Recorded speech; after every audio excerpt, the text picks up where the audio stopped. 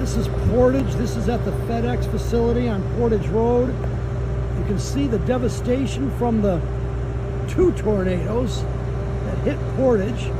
The governor declared all of Kalamazoo County a disaster area.